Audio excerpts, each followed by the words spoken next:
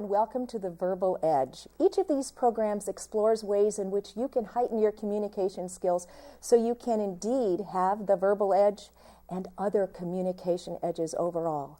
With me today is our guest, Pastor Dave DeSelm of Fellowship Missionary Church, and you are a man I admire for many reasons. One is your ability to create insightful, riveting, well-researched, well-planned out messages. And I want so much to glean from you the ways in which you communicate in such it appears to be a simple way that you grab your audience, but I know you have lots and lots of work that goes into each message, and it shows it. Well, that's very nice things to say about each one being riveting and special, but it's great to be with you, and hopefully a few of the things that I've learned down through the years will be helpful to others as well. I'm eager to learn them. All right. First, I want to say that you have not always been a pastor. What did you do before you were a pastor? Well, I went down to Ball State University for undergraduate work to become a school teacher. Mm-hmm. And indeed, I taught elementary school for 6 years here in Fort Wayne, even got a master's degree in education before moving into vocational Christian work after that. In what ways has your teaching career impacted your career on the pulpit? Yeah. Well, if nothing else, those who are in education know that the great challenge is to somehow, I said it this way, I had 35 live wires and attempted to get them well-grounded. Mm-hmm. And as such, to hold the attention of 35 young people, 6th graders, 12-year-olds, caused me to think, I'm going to have to say that which I want them to understand in a compelling enough way that they'll sit still enough to understand it. So after 6 years, I recognized I love teaching, I love communication, I love seeing eyes open and the light come on. And as a committed Christian, I found myself thinking, but what if I could share more? What if I could go beyond academics and beyond education and share what I think are the ultimate truths of life? And so it was a pretty easy thing for me to do to segue out of education into vocational Christian work.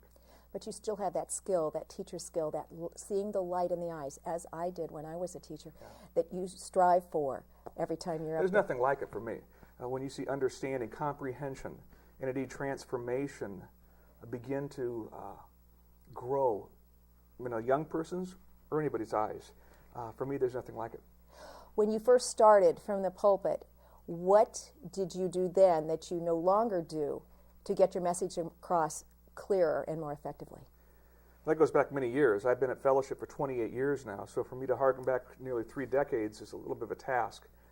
But I think, let me put it this way, there's several things that I've continued to do down through the years, and I've probably removed that which is more peripheral. I've continued to recognize that if you're going to communicate effectively, it's going to be a function of preparation of your material, preparation of yourself, and understanding of your audience.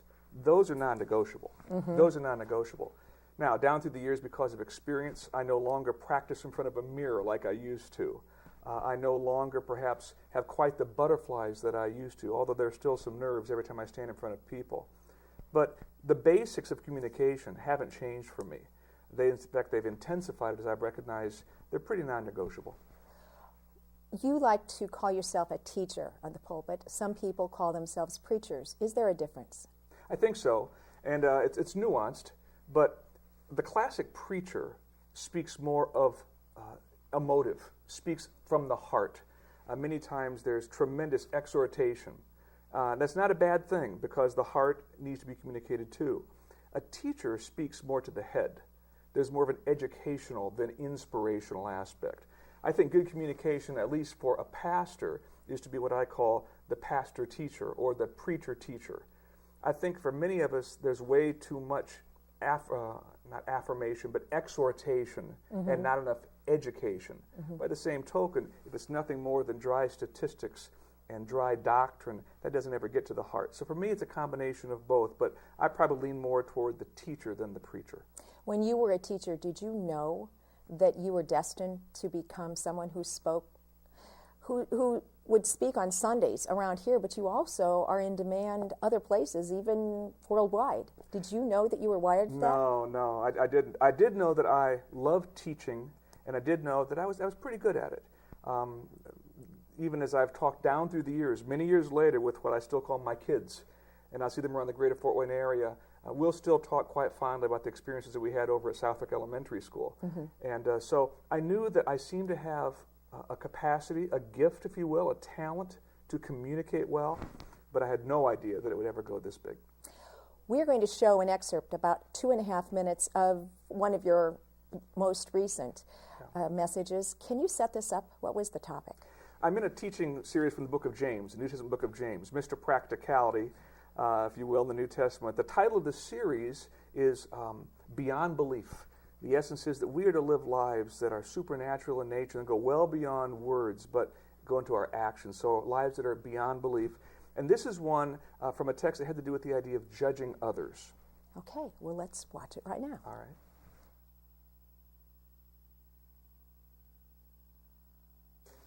We do it whether we're on TV or not. Oh, we're not elected by the populace. We're not appointed by Congress. But we place ourselves on the bench. And how many times do we proceed to pass judgment on other people? Family, friends, neighbors, those in the church, and beyond. The thing is, nearly all of us do it. One person put it well: jumping to conclusions is an equal opportunity sport. And oh, how we jump. Oh, how we jump. James has some very strong words to speak about it. He says, brothers, do not slander one another. That's one of the first of two words I want you to circle. Circle the word slander. What's that word look like in the original language? Well, you can see in the side screens, the Greek word is katalaleo. Let me hear you say katalaleo. Very good. Sounds Hawaiian, doesn't it? But it's Greek, and it means literally to talk down. To slander a person, it's careless, critical, demeaning, derogatory speech about somebody. Slander's cousin is gossip. But it differs from gossip in this way and becomes even more negative in this way. Gossip passes on personal facts. Slander passes on personal facts with an attempt to lower that person, to reduce that person, to talk down to that person. Slander. It impugns others' character. It smears their reputation. It lowers them in the eyes of another. And here's the deal. More times than not, it takes place when they have no opportunity to defend themselves and no chance to somehow clarify the situation. There's even a darker side to this. We can be right and still be slanderous. See, many of us would say this, but it's true. I'm just saying the truth. Listen, friends, the test for slander isn't, is it true? The test is it appropriate? Is this the right thing to say at the right time, in the right way, to the right person? Is this appropriate? Is it appropriate? Now there's a topic we can all identify with and feel somewhat convicted. I know that I did when you said it that day, and I do again right now. I can see a lot of the teacher. Yeah.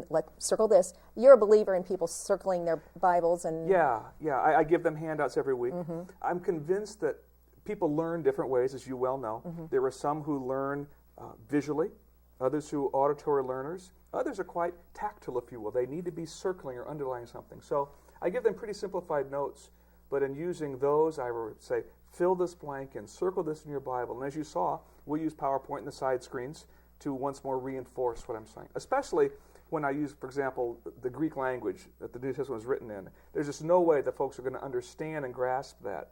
People, and this is something that has helped me as I've grown as a communicator, people can't keep up with you. When you read a book, you can go back and say, I didn't get that. Mm-hmm. You can go back and reread.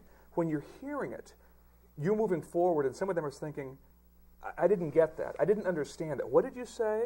So I've recognized I need to slow down perhaps a bit, but I also need to reinforce it in ways that allow them to keep up with me.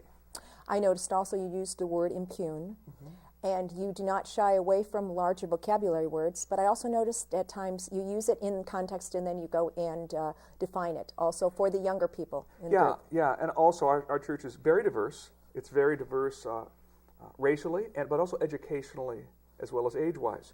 And so as such, I want our folks to know that there are words that we've been given which are wonderfully creative, and they're very specific.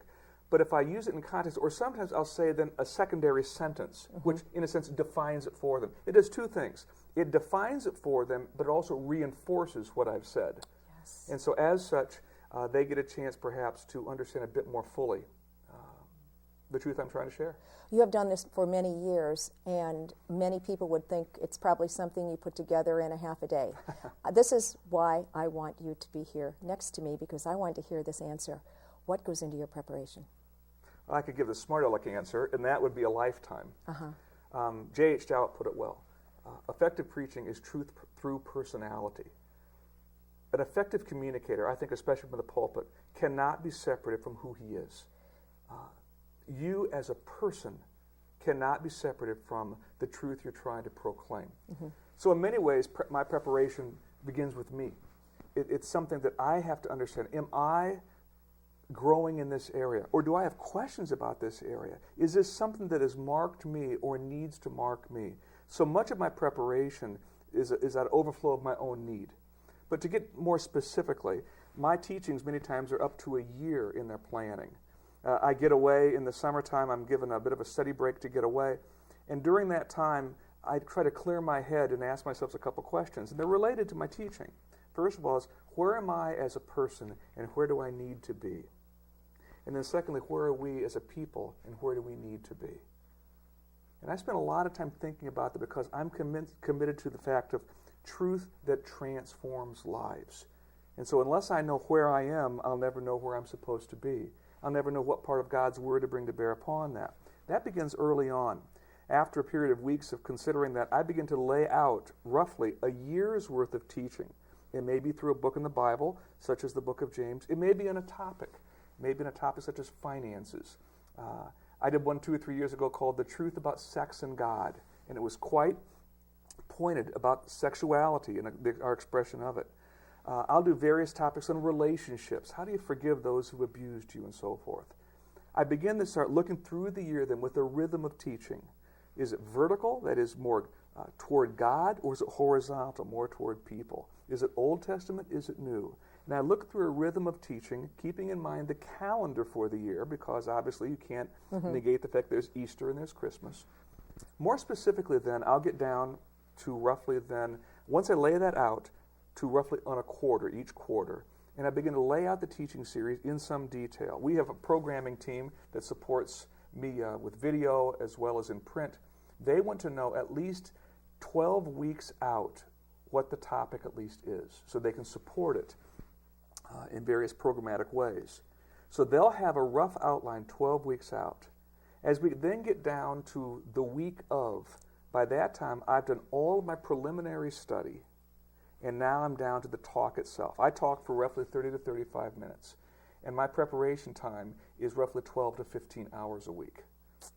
And so I spend time now going over in quite a bit of detail some of my preliminary notes. Ideas have been coming right and left. I begin to start putting this thing together. Full study days of Tuesday morning, all day Wednesday, all day Thursday.